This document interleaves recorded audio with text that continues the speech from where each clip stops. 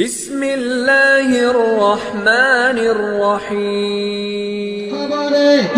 কবরে বলছে উম্মত, যখন কোন একজন বান্দা মারা যায় সেই লোকটার সাথে তিনটা জিনিস যায়। কোথায় যাবে? কবরস্থান পর্যন্ত যাবে তিনটা জিনিস, ভালো করে শুনে রাখবেন। এক নাম্বার হলো আহলুহু, তার আহলে আয়াল যাবে। আহলে আয়াল কাকে বলে? আহলে আয়াল কাকে বলে? যেই লোকগুলা তাকে দাফন করার জন্য যায় সেই লোক আহলে আয়াল। অথবা যখন একজন মানুষ মারা যায় সেই লোকটাকে দাফন করতে তার বাবা যাবে, কাকা যাবে, চাচা যাবে, নানা যাবে, দাদা যাবে, আত্মীয় স্বজন যাবে, গ্রামের লোক যাবে। এই লোকগুলা কবরস্থান পর্যন্ত যাবে। তারা কি কবরে যাবে? যাবে না। তার ভালোবাসা একটা সন্তান আছে, যে সন্তানের জন্য অনেক কষ্ট করেছে, পরিশ্রম করেছে, সেই সন্তানটা তার সাথে কবরের ভিতরে যাবে? যাবে না। আচ্ছা, তারপরে সেই লোকটা জীবনে অনেক পয়সা কামাচ্ছে, অনেক জমি খরিদ করেছে, টাকা পয়সা কামিয়ে বাড়ি ঘর বানিয়ে নিয়েছে, সেইগুলোকে তার সাথে যাবে? যাবে না। আল্লাহর নবী বলছেন উম্মত, তিনটি জিনিস বাড়ি হতেছে মাইয়াটার সাথে সাথে বের হয়ে যায়। আর সেই তিনটি জিনিস, এক নম্বর হলো আহলুহু, তার আহলে আয়াল সঙ্গে সঙ্গে যাবে, তার জানাজা নিয়ে যাবে, আর যাওয়ার পর তাকে দাফন করে আবার ফিরে চলে আসবে। ফায়ের যে স্নানে দুইখানা জিনিস ফিরে আসবে। একখানা হলো তার আহলে আয়াল, যত লোকজন গিয়েছিল সমস্ত জন চলে আসবে। দুই নম্বরে আল্লাহর নবী বলেন, হে আমার উম্মতেরা, সেই বান্দার সাথে যে গলা সাবান গিয়েছিল, যে বান্দাটার জন্য গর্ত খোঁড়া করার জন্য, ঘরখানা বানার জন্য, কবরখানা বানার জন্য যে সামানটা নিয়ে যাওয়া হয়েছিল, আমাদের ভাষাতে বন্ধু জেনেলেন কোদল খুরপি, যাকে আমরা বলি। গর্ত খোঁড়ার জন্য কিনে যায়, কবরটা বানার জন্য কিনে যায়। ভাইরা আমার, বন্ধুরা বলেন না, খুরপি কোদল এগুলো না নিয়ে যায়, সেইগুলো সামান কি তার সাথে সাথে দিয়ে দিবে কি? দিনা। সেই সামান গুলো আবার ফিরিয়ে নিয়ে আসা হয়, কিন্তু তার সাথে কি যাবে? আল্লাহ রাব্বুল আলামিন বলছেন, ওয়ায়াবকা ওয়াহিদু, তার সাথে একটা জিনিস যাবে, তার জানে সেই জিনিসটার নাম আল্লাহর নবী বলেছেন ওয়া আমালুহু, সেই লোকটা নিজের জীবনে নামাজ পড়েছে, রোজা করেছে, হজ করেছে, দান করেছে, সাদকা যাকাত করেছে, নেকির কাজ করেছে, কিংবা গুনাহ করেছে, সেইগুলো তার সাথে সাথে যাবে। এছাড়া আর কোন জিনিস যাবে? যাবে না। তবে কবরে তো কোন জিনিস গেল না, তা আমাকে নিয়ে যাওয়ার জন্য কিছু করতে হবে কি না? হবে। সেইগুলো আমাদেরকে বিবেকে রাখতে হবে যে আল্লাহ আমাকে যে জীবনটা দিয়েছে, সেই জীবনে আমরা কি আমল করছি, কি নিয়ে যাব, আমরা একবার চিন্তা করেছি? করি না। কিন্তু একজন কবি বলছে কবরে আমরা কি নিয়ে যাই, তাই বলছে শুনে, চিন্তা করে দেখো না কবরে কি যাইবা না, চিন্তা করে দেখো না কবরে কি যাইবা, সেই কবরে কেউ থাকবে না। চিন্তা করে দেখো না কবরে কি যাইবা না, চিন্তা করে দেখো না কবরে কি যাইবা না, অবশেষের ঠিকানা মাটির হবে বিছানা। এ দুনিয়া ছাড়িয়া কোথায় যাইবা ভাগিয়া, এ দুনিয়া ছাড়িয়া কোথায় যাইবা ভাগিয়া, মরণ তো হইল বেগিরি যত করো বাহানা। চিন্তা করে দেখো না, চিন্তা করে দেখো না কবরে কি যাইবা না, অবশেষের ঠিকানা মাটির হবে বিছানা। এ দুনিয়া সবই পর, কবর যতর আসল ঘর। আসল ঘর কোথায়? কবরে। এই যে আপনি সুন্দর করে বাড়ি বানাচ্ছেন বন্ধু, সেগুলো আপনার সাথে যাবে না, আপনি থাকতে পাবেন না। আপনি কত সুন্দর করে বাড়ি বানিয়েলেন, ঘর বানিয়েলেন, তাই বলছেন কবি, এ দুনিয়া সবই পর, কবর যে তোর আসল ঘর। এ দুনিয়া সবই পর, কবর যে তোর আসল ঘর। মরণের লাগিয়া কি তোর মেঠো মায়া লাগে না? চিন্তা করে দেখো না, চিন্তা করে দেখো না, কবরে কি যাইবা না? অবশেষের ঠিকানা মাটির হবে বিছানা। ভাইরা আমার, বন্ধুরা আমার, আজকে আমরা আল্লাহর জীবন পেয়ে, আল্লাহর দেওয়া ধন সম্পদ পেয়ে আল্লাহকে বলে গাড়ে ভুলে আছি। আল্লাহর মরণ কহে আমাদের স্মরণ হয় না রে বন্ধু। একবার আমাদের চিন্তা হয় না আমাদের যে একদিন মরতে হবে, কথাটা আমাদের বিবেকে আসে না। আল্লাহ রাব্বুল আলামিনের নবী বলেন, হে আমার উম্মত, তোমরা শুনে নাও, তোমাদের কাছে মালাকুল মউত আসার আগে আগে, তোমাদের কাছে মউত আসার আগে আগে এই পৃথিবীর বুকে, জমিনের বুকে তোমরা জানে ভালো আমল করে নাও। যদি তোমাদের কাছে মালাকুল মউত চলে আসে আর তারপর আর জানে তুমি ভালো আমল করতে পারবে না, বন্ধুরা আমার, আল্লাহ রাব্বুল আলামিনের নবী বলেন, হে আমার বাপুরা ভাইরা বন্ধুরা, যেমন আজকে আপনারা জালসা শোনার জন্য এসেছেন, তবে জালসা শোনার জন্য এসেছেন অনেক আশা নিয়ে, অনেক মুহাব্বতের সাথে এসেছেন যে আমরা আজকে যাব চাঁদপুর গ্রামে, আর যে কোরআনের হাদিসের আলোচনা শুনবো। অনেক দূর দূর থেকে মাওলানা সাহেবেরা আসবে আর তাদের কাছ থেকে আমরা কোরআন হাদিসের কথা শুনবো। কিন্তু বন্ধুরে,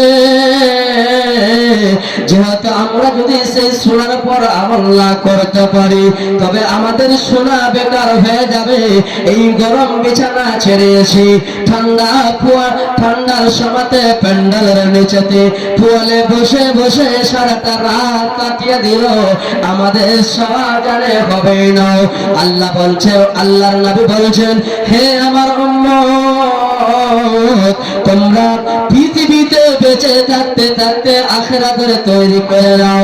দুনিয়াতে বেঁচে থাকতে থাকতে কবরের জন্য তৈরি করে নাও।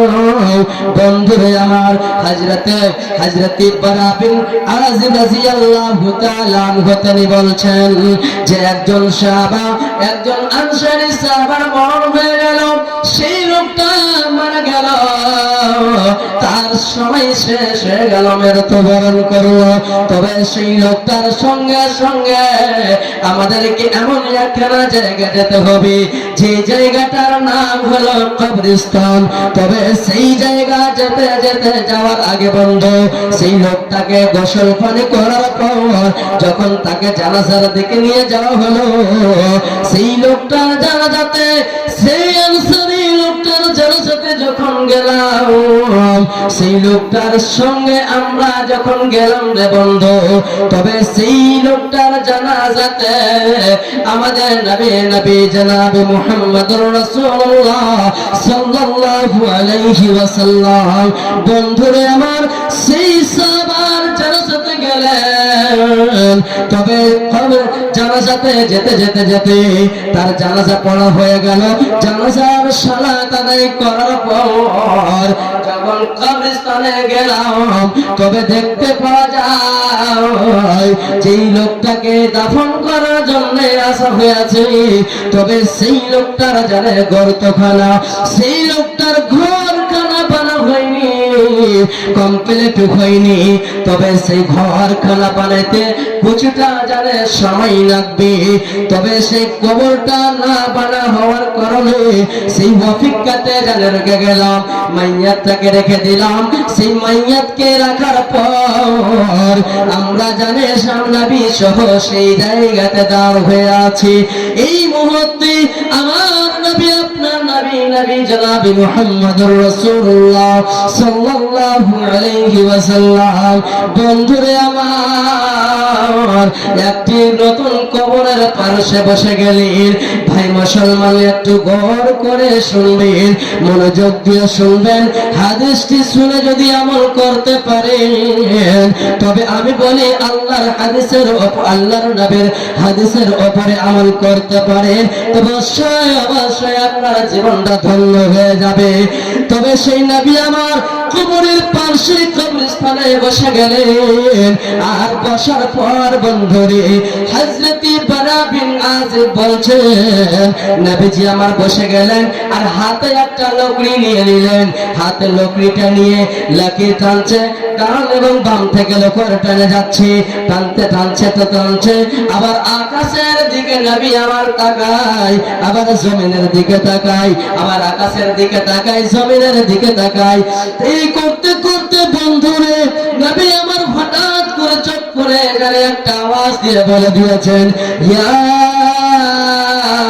আখি, ওরে আমার সাহাবারা, ওরে আমার বন্ধুরা, হে আমার উম্মতের দলেরা, তোমরা জানে ফাইদু, তোমরা জানে এই কবরস্থানে যেই লোকগুলোকে দেখছো, যে লোকগুলা এই কবরে শুয়ে আছে, তবে এই কবরে যতগুলো লোকজন শুয়ে আছে রে, সেই লোকজনের দিকে তাকাও আর তার উপকার তোমরা জানে তৈরি করো। বন্ধুরে আমার, হযরত বারা বিন আযিব রাদিয়াল্লাহু তাআলা আনহু তিনি বলছেন, হে আমার বন্ধুরা, আমি নবীজির দিকে জানে সেই সময়টাই দেখছিলাম যখন নবী আমার একটা লকড়ি দিয়ে কাটছিল, আমার জমিনে লাকির কাটছিল। তবে সেই সময় দেখতে পেলাম নবী আমার আকাশের দিকে তাকালেন, জমিনের দিকে তাকালেন। আবার নবী আমার আমাদের মতো সাহাবাকে ডাক দিয়ে বলছেন, ওরে আমার বন্ধুরা, তোমরা এই কবরের জন্য তৈরি করলাম। ভাই আমার, এই কবরের জন্য তৈরি করতে বলেছে, সুবহানাল্লাহ। কিন্তু দেখেন বন্ধু, যখন আমাদের গ্রামে আমাদের এলাকাতে কোন একজন লোকজন যখন মারা যায়, সেই লোকটাকে দাফন করার জন্য যখন আমরা বাড়ি হতে বের হয়ে যাই, তবে আমরা দুনিয়ার কথা নিয়ে বেঁচে থাকি। আমরা যেই লোকটার জন্য যাচ্ছি, যেই লোকটাকে দাফন করব বলে যাচ্ছি, যেই লোকটাকে উদ্ধার করতে যাই, সেই লোকটার জন্য আমরা দোয়া করতে পারি না, সেই লোকটার জন্য আমরা মাগফিরাতের দোয়া বলতে পারি না। যতগুলো কবরে শুয়ে আছে তাদের জন্য আমাদের দোয়া বলার এবং তাদের জন্য মাগফিরাতের জন্য যেই দোয়াগুলো বলতে হবে সেইগুলো আমরা জানে বলতে পারি না। ভাই মুসলমান, তবে আরো একটি হাদিস শুনেন, যে আমরা এত হতভাগা মুসলমান, আমরা কপাল পোড়া মুসলমান, যে আল্লাহর কবরের শাস্তি কি বলে আমাদের অন্তরে ভয় হয় না, আমাদের বিবেকে সেই কথাটা আসে না যে আমরা একদিন মরে যাব, আমাদের জীবনটা শেষ হয়ে যাবে। এই কথাটা আমরা জানে ভাবতে পারি না। বন্ধুরে আমার, আমরা হতভাগা মুসলমান। তবে আরো একটি জানে হাদিস শুনে রাখবেন বন্ধুরে আমার, আল্লাহ রাব্বুল আলামিনের নবীর সাহাবা হযরত উসমান গনি রাদিয়াল্লাহু তাআলা আনহু, বন্ধুরে আমার, আমার একজন সাহাবা ছিলেন, এমন একজন নবীর প্রিয় সাহাবী রাসূল ছিলেন, যে সেই সাহাবীর খুশখবরি জান্নাতের বাশারাত জানে আল্লাহ তাবারক ওয়া তাআলা নবীর দ্বারা দিয়ে দুনিয়াতে দিয়ে দিয়েছিলেন। তবে সেই উসমান গনি যখন কবরকে দেখতেন রে বন্ধু, সেই মানুষ, সেই উসমান গনি এত ডুকরে কাঁদতেন, সেই কান্দার বন্ধুরে এত চিৎকার করে এত বুক ফাটিয়ে কাঁদতেন যে চোখের জল ঝরে ঝরে ঝরে ঝরে ঝরে দাড়ি ভিজে ভিজে জমিনে পড়তো। ভাই মুসলমান, সেই সাহাবী, আল্লাহর নবীর সাহাবী হযরত উসমান রাদিয়াল্লাহু তাআলা আনহু, তিনি যখন কবরকে দেখতেন কিংবা কবরস্থান যেতেন, আমরা যেমন কবরের পাশে দিয়ে খেতি করতে যাই, জমি চাষ করতে যাই, কিংবা এই মতো আমরা কবরস্থানে যাই, সেই বান্দার জন্য আমরা দোয়া তো করতে পারি না, কিন্তু অন্তরে ডর হয় না যে কবরে একদিন আসতে হবে, আর এই কবরে আমাদেরকে কিছু সওয়াল করা হবে, ফেরেশতা এসে জিজ্ঞাসা হবে, সেই জবাবটার জবাব কি দিব, এগুলো আমাদের অন্তরে হয় না। তবে হযরত উসমান গনি রাদিয়াল্লাহু তাআলা আনহু যখন এই কবরকে দেখতেন খুবই কাঁদতেন। কত কাঁদতেন জানেন? হাদিসের মধ্যে এসেছে হযরত উসমান গনিকে যখন জিজ্ঞাসা করা হইল, হযরত উসমান গনিকে যারা জিজ্ঞাসা করছে, তার বাড়িতে একজন গোলাম ছিল, সেই গোলামটার নাম হলো হানি। গোলামটার নাম কি বললাম? হানি। সেই গোলাম যার বাড়িতে যে থাকে ওর বেশি কথা বলতে পারবে নাকি?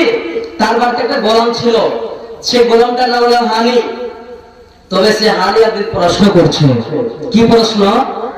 উসমান গনি, ও আল্লাহর নবীর জামাই, আল্লাহ রাসূল যখন আপনার সামনে, আমাদের সামনে জান্নাত এবং জাহান্নামের কথা বলে, আখিরাতের ভয় দেখে কথা বলে, যে যারা পৃথিবীতে বেঁচে আছে যখন মরে যাবে তারাকে জাহান্নামে দিবে, আবার আখিরাতে অনেক শাস্তি হবে, অনেক জানে আযাব হবে, কঠিন দিন হবে, সেই দিনকার ব্যাপারে যখন কোন কথা বলে আপনি তো কাঁদেন না? তো কি আছে কবরে? কবরে কি আছে যে আপনি এত কাঁদছেন?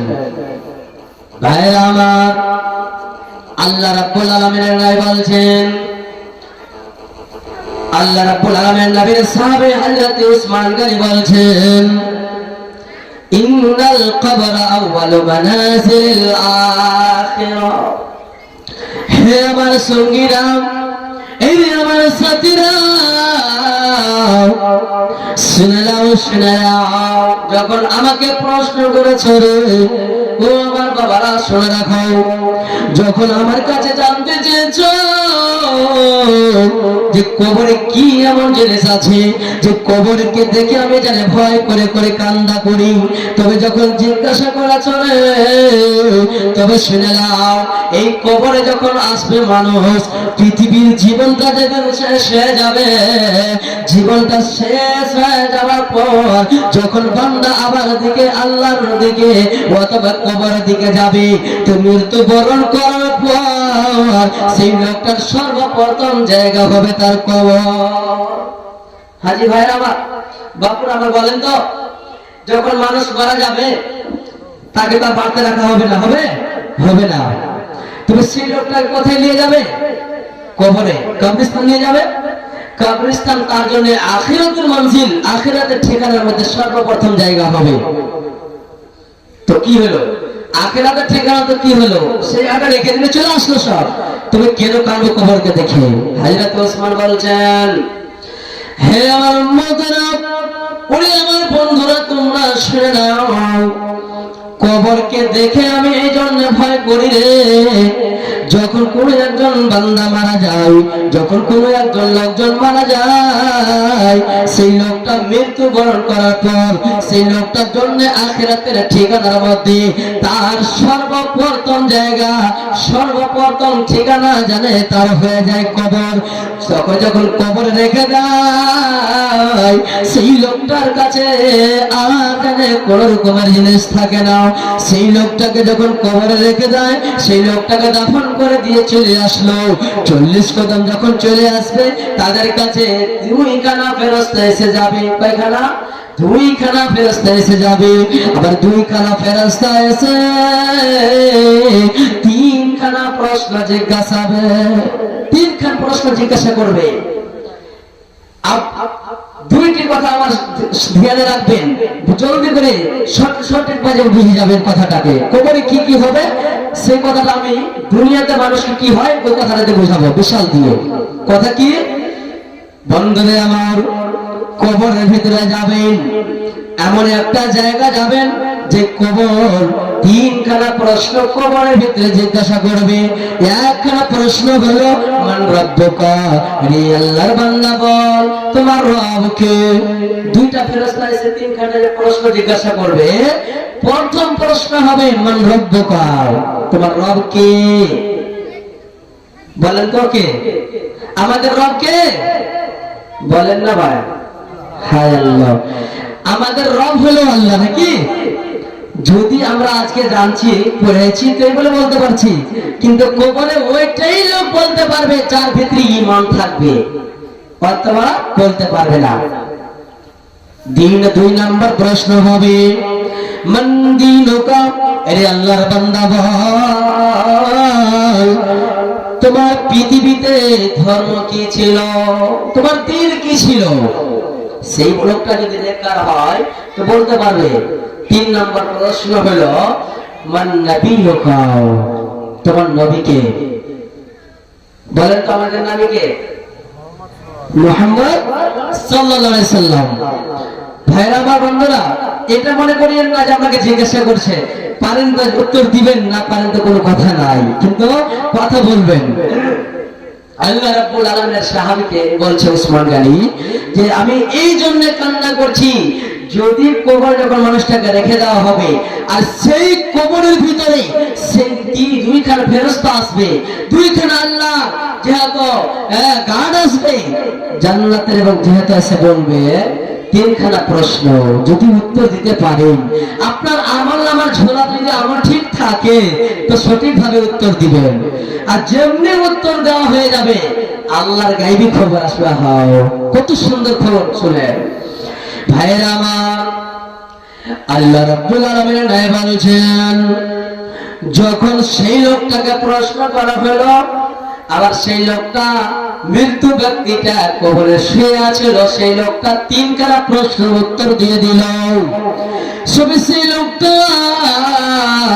যেমনি প্রশ্ন উত্তর দিয়ে দিল, বন্ধুরা আমার সেই লোকটার কাছে আল্লাহর তরফ থেকে গায়বী খবর আসবে।